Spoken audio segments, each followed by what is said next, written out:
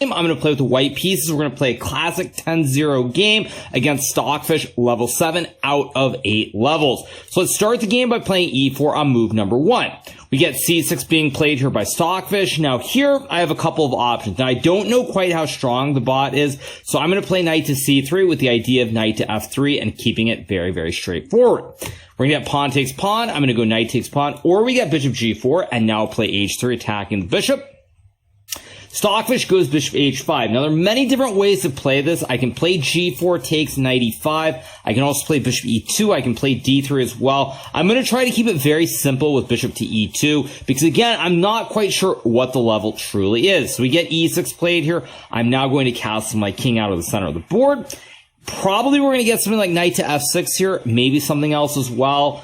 Okay, we got knight to f6. Now I can take the pawn, I can play e5, I can also go d4, d3. I think here I'm going to play d3, idea to trade some pawns in the center of the board. Stockfish using a little bit of time here. It goes bishop to e7. Now here there are many options, but I think what I want to do is to play knight e5 here, trade off the bishops. If bishop g6, I can simply play knight takes bishop. So most likely we'll get the exchange. I'll pre-move queen takes bishop. Try to keep it pretty simple, not too complicated in terms of the pawn structure, fairly balanced. So here I'm going to go f4, idea to maybe play g4, maybe f5, maybe knight f3 back as well. And let's see what Stockfish does. So it decides to castle. Now, I'd love to move the king to h2 or h1. Now, the drawback to h1 is that there could be some weaknesses on the dark square on g3 down the road. On the other hand, if I go to h2, there could be problems on this other long diagonal towards the king on h2. So here what I'm going to choose to play is I'm going to go knight to g4, simply trying to trade off the knights. Most likely, Stockfish is going to trade the knights, or at least that's my assumption, and now I can play for e5 or f5 here, opening up this kingside attack. Waiting for a move here, Stockfish goes f5, very logical move. Now I could trade the pawns here. I could also go queen d1 or queen e2. Objectively, I think this was a slight mistake by me, allowing f5, because now I think I'm going to go queen to e2, but it just feels a little bit iffy here. Maybe it's not that bad per se, but Stockfish plays king h7. Now, king h7 is definitely not the move I expected. I thought it would try to trade some pawns. I can go g4 and be hyper aggressive. I can try to rotate the knight back to maybe f3. Not really sure what I want to do here. So I think that in this position, the pragmatic decision would be to play something like e5 or to take the pawn. But I think instead I'm going to do something different. I think I'm going to play, I want to go knight b1, but I don't like it. So I think here I'm going to go king to h1. Idea is that now, in this position, there should be no threats towards g3 here because the knights are off the board. And after knight d7 or knight a6, now I think I'm going to go e5 with the idea of playing g4. Maybe knight d1 or knight b1, knight d2, knight f3. We get d4. I can go to b1 or d1 here. I think b1 makes the most sense to go to f3 and hit the pawn. Maybe g4 rook g1 ideas as well. I'm really liking my position now. I can play a3 to stop knight b4, but I don't think that I can really stop the knight from getting to d5 no matter what. Get b5. Now, this is a strange move to me. It seems a little bit odd. Doesn't mean it's a mistake. But I think after knight to f3, I'm going to play for rook g1 and g4 here. Try to attack very quickly. Now, I think it wants c5, c4, so I could go a4 here. Bishop d2, also very logical. And in fact, I kind of like bishop d2 here simply because after c5, a4 takes, I have b3. So let's see what Stockfish does. It plays g6. Now, this feels a little bit dubious here. I can play g4. I can maybe go a4 here as well. I kind of like a4 for whatever reason, so I'm going to go for it, try to open up the queen side here. It could play b4, and in fact, it does. Now I'm going to go b3, lock this chain here of 3 on the queen side, and now I'm going to go rook g1 and g4 to try and attack very quickly. Plays c5. I'm going to go, I think I go rook g1, g4 is maybe also completely fine. More, it's a question of, is there an actual threat? And my assumption is there is not, so I'm just going to go g4 instantly. Goes knight c7, but now how do I attack is the problem. Because if it gets the knight to d5, I can't really do anything here. On the f file, maybe rook g1, rook f1 is playable. In fact, I think it's what I'm going to go for. Probably rook g1. Maybe I play g5 and concede that I can't do much. But after rook to g8, now I feel like there should be some way to activate the rooks. Maybe I go rook g2 and rook g1. I can always play g5 and more or less force a draw after g5, h5. I kind of don't want to do that. On the other hand, if I don't feel that I have a whole lot in terms of an attack, maybe I should do that. So I don't want to do that. I think I'm going to play rook to g3. Idea to play rook g1, maybe create the legendary triple stack here with rook g1 and queen g2. Let's go rook g1 here. I can always take. I can always play queen g2 next move. And I feel like I should be a little bit better, but I don't actually see a way to break through after this knight d5 move. So h4 is a pragmatic idea, but then there's takes, rook f5. Queen h2 is another idea here as well, but it doesn't look right. g5 definitely is not what I want to play.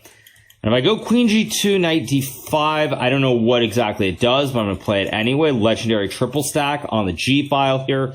Queen f7, so if I take, it will take back with the g pawn. If I play g5, there's probably just h5 forcing a draw. I really don't want to go g5, but on the other hand, why not? It's probably the safest way to continue. Probably it's going to play h5, and here, I think this is going to end in a draw. If I play h4, there's nothing I can do. And on that note, I think, yeah, probably I'm just going to have to force a draw. So I'm going to go bishop c1, queen f2, try to put the knight on c4 here. But realistically, this will be a closed position, and the game is going to end in a draw. I'll play knight c4 here, play h4 next move, and it'll be a draw. So I don't know if I had great chances to win this game objectively. It felt like I did. But on the other hand, maybe there really was nothing. So this first level 7 Stockfish, pretty solid, but I would say definitely not at the level of the Komodo engine or Mittens or some of the top engines that we've played so far on chess.com, at least in terms of level 7. Now, next we're going to play level 8, and I'm expecting to get thrashed at level 8, but you never know what's going to happen. So here I'm simply going to do a repetition of moves, just repeat back and forth. I assume that we'll draw this pretty soon. I'll actually pre-move rook g2 just to save time here to avoid getting flagged. I can even go knight d6, knight c4. Again, I'll just play rook g3. Probably we'll get a trade of pieces here, and I'll put the rook on d3. Here, rook d3, trade some pieces, and the game will most likely end in a draw. But we'll see. Maybe something will change. Very unlikely, but at the end of the day, you never know. So we'll go rook d3 here. Probably rook a1, queen f3. In fact, at this point, I can already sort of pre-move here, so I'll make a couple of pre-moves. Probably king g3, king e2, king d1, rook e1. Again, I don't expect Stockfish to trade the queens right away. At some point, it will have to, but yeah, I'll just trade, make this very simple. Let's go king d1, king e2, king f3. And at some point, it will play a5. I'm not sure quite when it will, but we'll just make a bunch of pre-moves here. Rook e2, rook e1. Now, as you guys know, on Lichess, you are unable to make multiple pre-moves. So for that reason, I can only make one pre-move instead of pre-moving the next 10 to 15 moves. So let's just play rook e2, rook e1. It's gonna go a5, move the bishop, game will end in a draw, and that's gonna be all she wrote. So let's go rook e2, rook e1, rook e2, rook e1. Again, a little bit boring, but that's life. That's just how it goes. Let's play rook e1 back, rook e2, rook e1. Not really trying to reinvent the wheel here, simply because if I do try to reinvent the wheel, it's going to cost us another minute or two off the clock, and there's really no reason for it. So we just go rook e2, rook e1, rook e2, rook e1. And at this point, the game is going to be a draw. Rook e2, e1, rook e2. Probably will play a5. I don't know if it's going to wait 50 moves before it plays a5 or if it's going to do it sooner. Nonetheless, it will sooner or later play a5 to dodge the 50 move draw rule, and then we'll play 50 more moves and the game will be a draw. So rook e2, rook e1, rook e2, rook e1, back and forth we go. Nothing really changing here in terms of the position. Just a matter of when it chooses to push the pawn to a5. I go rook e2, rook e1.